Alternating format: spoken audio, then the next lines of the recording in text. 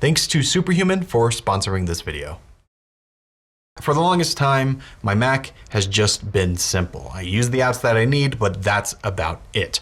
But for the last few weeks, I've been on a mission to find new utilities and new apps to really dial in the Mac OS experience. And for me, there are really two ways I compute. One is for work and what I do during the day and making these videos, and the other is just general household computing. And I've created two different setups for that. But if you want to see that video, that is upcoming, so be sure to subscribe and stay tuned to this M1 iMac setup. I'm really happy with it. But for my general everyday use for work and everything, I have the apps that are pretty common, especially for someone like me who does video work. So I have Final Cut Pro, I've got Twitter, I've got Slack, Telegram for communication. Those are all pretty standard, but these are some of the apps that I've been using that I've really loved that maybe you haven't heard of.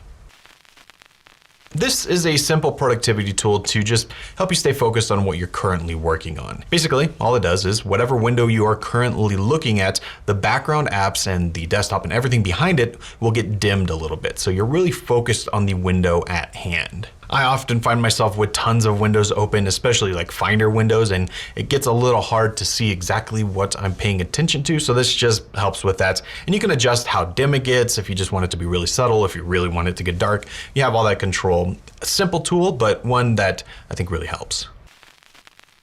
I've always gone back and forth between having noise in the background and not when I'm working. But I've started to realize that I actually do like having something playing in the background.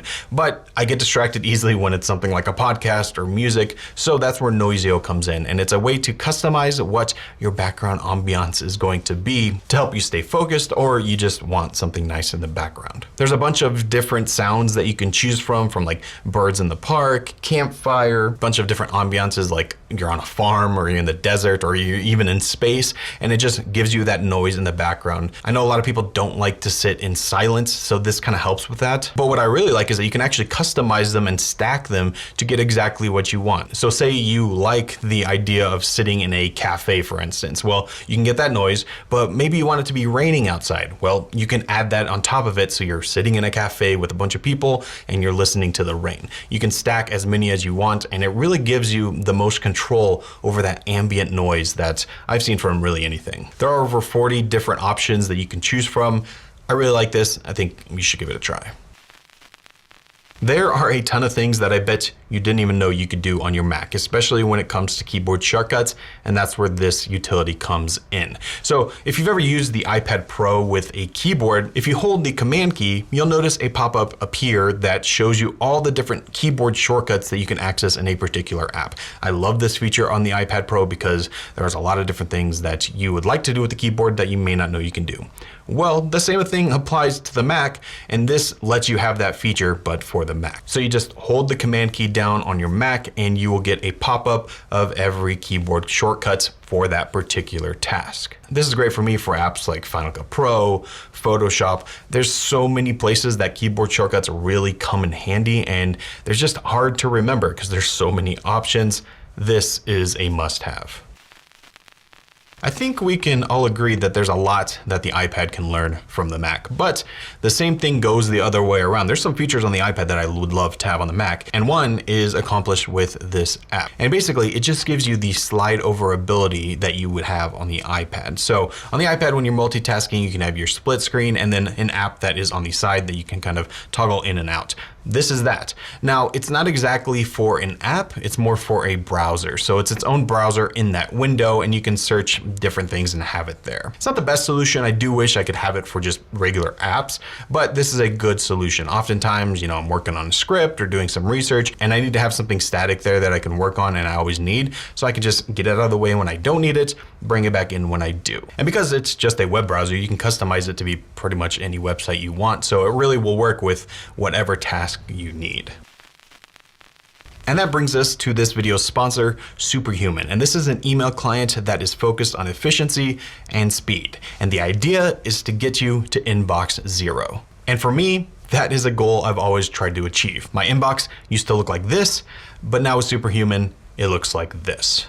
And I think the reason why it accomplishes this task so well is because it turns your email into a to-do list rather than a list of endless messages. This is also the most personal email experience that I've had, because when you first sign up, you get an onboarding experience with a real person that will help you set up your email to give you the best results. So for instance, I like having a calendar as well as my email, and having a calendar in my email is important to me for those appointments that come up. I can quickly see exactly what is coming up in its own dedicated view rather than in the inbox view, which can often get cluttered. So you can set that up in the actual interface, and this onboarding process just helps you do all that. Now, the way it gets you to inbox 0 is with Superhuman command. And this is a way to use keyboard shortcuts to quickly and easily go through your emails. And because you're treating this more or less like a to-do list, you go through your email with your keyboard shortcuts. You can say you're done with this and send it to the archive. You can set up a remind me so it can send it to your inbox later and it gets it out of the way. Everything here is just tailored towards efficiency and getting through that email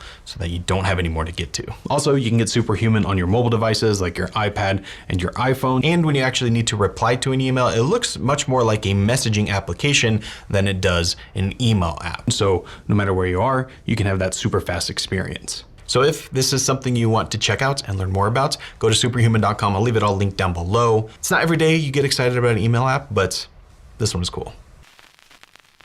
This is probably one of the best utilities that I've seen for the Mac in a long time. And it's just an easy way to move files, upload, launch apps, all that stuff that you would normally do by opening Finder. You can do a lot easier just on your desktop in the menu bar. So for instance, let's just say I have a file on the desktop that I need to move into a different folder. Well, I can grab that file, drag it up to the top bar, and a dropdown will appear with different areas where I can drop that file. And once I do, it then copies it over as if I did it manually through the Finder. Plus, I can also add different actions, like say I wanted to upload that file to Google Drive. Well, I can do that just right here by dropping it onto it. There are many different services and different customization that you can do to make this work the best for you, and so far I'm really liking it.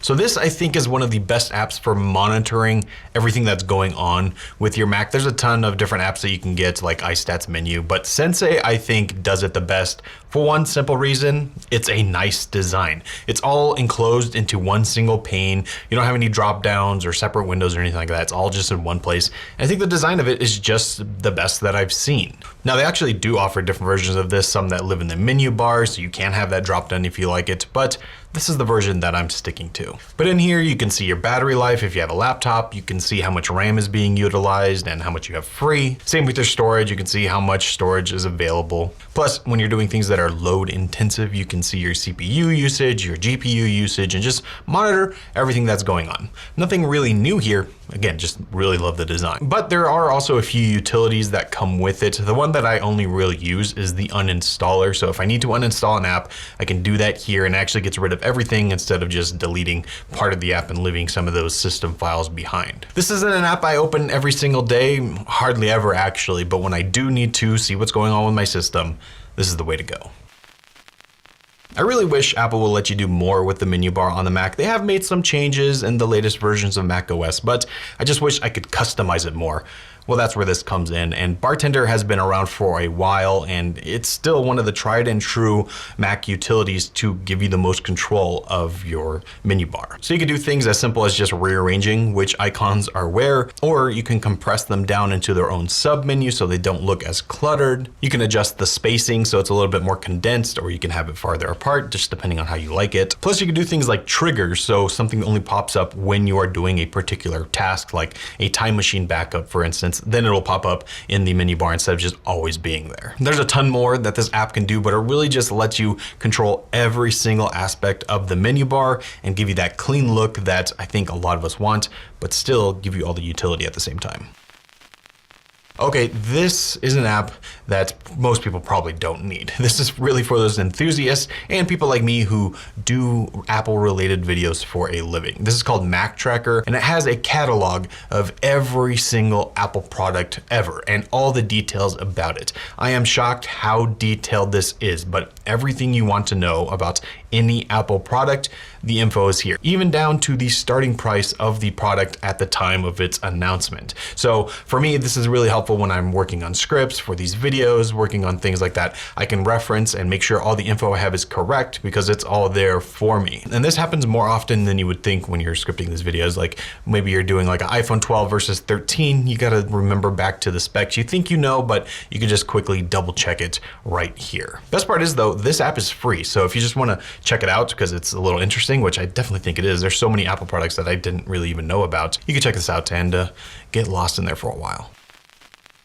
Having a cluttered desktop seems to be the norm, at least for me. I go and clean it up, I organize it, and then all of a sudden, a few weeks later, it's back to the big mess that it was. But there are those times where I still want it to be organized and clean. Say for me personally, when I'm shooting a video, or I don't know, you have like a living room computer, you just want it to look nice when you have guests over. I don't know exactly what your particular reason for needing a clean desktop is, but for me, I do need one every once in a while. So that's where Hidden Me comes in. It's very simple, one button, and it just hides everything on your desktop so you have a nice clean look. So if you're ever watching one of my videos and you see that I have a nice clean desktop, I really don't. It actually looks like this, but with one click it's nice and clean and I can start doing some B-roll.